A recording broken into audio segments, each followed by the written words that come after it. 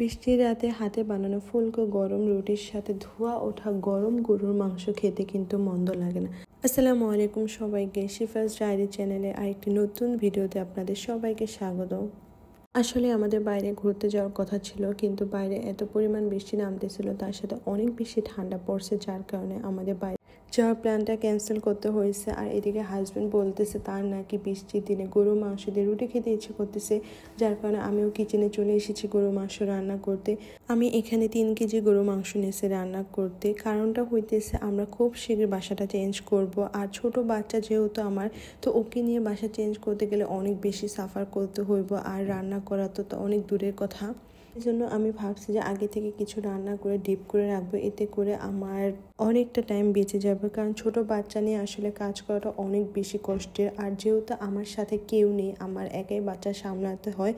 আসলে প্রবাসে বাচ্চা সামলানোর মতো কেউ থাকে না, বাংলাদেশে তো তাও দাদা নানা খালু সবাই থাকে, যাদের কাছে একটু বেবিকে দিয়ে কাজ করা যায়। বাট প্রবাস লাইফে আসলে অনেক বেশি ডিফিকাল্ট হয়ে যায় বাচ্চা নিয়ে কাজ করাটা।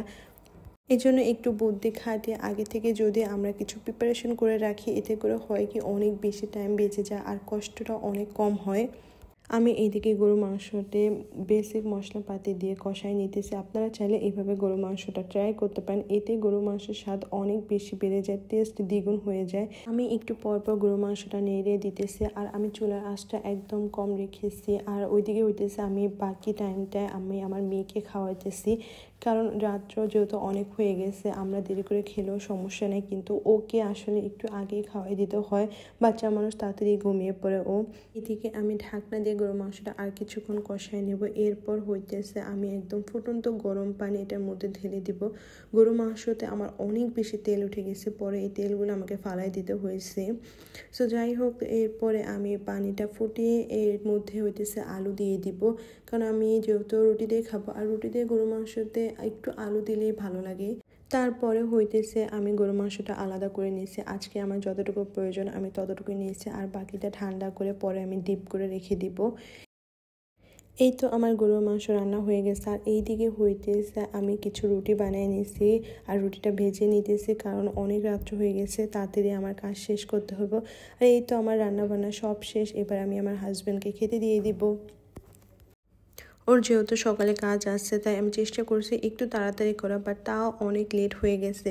কিচ্ছু করার নেই, যেহেতু একা হাতে সব কিছু সামলাতে হয়, আসলে সব কিছু সময় মতো হয়ে ওঠে না। আমার মেয়ের বয়স যেহেতু 1 বছর, ওকে সব সময় আমার কোলে করে নিতে হয়, আর ছোট থেকে ওকে আমি কোলে করে সব কাজ করছি। আজকে রান্নাটা ওকে আমি কোলে করেই করছি, কারণ ও আসলে একা থাকতে চায় না, আর একা বাসায় তো বাচ্চারা অনেক কান্নাকাটি করে। ওকে যদি আমি টাইম না দিই, তাহলে হয় কি ও আরও বেশি কান্না করে।